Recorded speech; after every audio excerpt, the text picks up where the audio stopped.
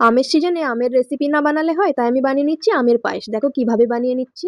সবথেকে প্রথমে আমি 1 লিটার দুধ নিয়ে নিচ্ছি। এটা আমুল দুধ নিচ্ছি আমি, আমুল গোল্ড 1 লিটারের নিয়ে নিয়েছি। ফুল ক্রিম দুধ নিলেই বেশি ভালো হয় পায়েস।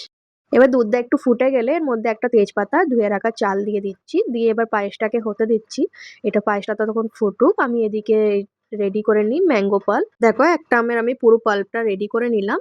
আমি এতে ল্যাংড়া আম ইউজ করছি, তোমরা যে কোনো মিষ্টি জাতীয় আম ইউজ করতে পারো। মিষ্টি আম হলে তবেই মানে ভালো লাগবে, টেস্টটাও ভালো লাগবে, ভালো জাতীয় আম নিলেই ভালো হয়। এবার দেখো চালটা হাফ সেদ্ধ হয়ে যাওয়ার পর এর মধ্যে আমি চিনি দিয়ে দিলাম। এটা হাফ কাপের একটু কম আছে চিনি। আর কিছুক্ষণ ফোটার পর এতে কাজু কিশমিশ দিয়ে দিলাম।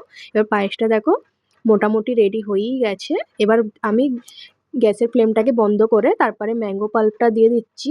আমের পাল্পটা সব থেকে লাস্টে দিতে হবে, কেন আগে দিলে, চিনি দেওয়ার আগে দিলে এটা কেটে যাওয়ার চান্স থাকে দুধটা। আর গ্যাসটাকে বন্ধ অবস্থায় দিতে হবে। পায়েসটা দেখো কি সুন্দর কালারটা এসেছে। এটা আরেকটু কালারটা হওয়ার জন্য আমি এতে একটু কেশর ইউজ করছি, যাতে কালার আর ফ্লেভার দুটোই ভালো আসে। সবশেষে এলাচ গুঁড়ো দিয়ে নামিয়ে নিলাম। এই আমের পায়েসটা দেখতে যতটা সুন্দর, খেতে ততটাই ভালো।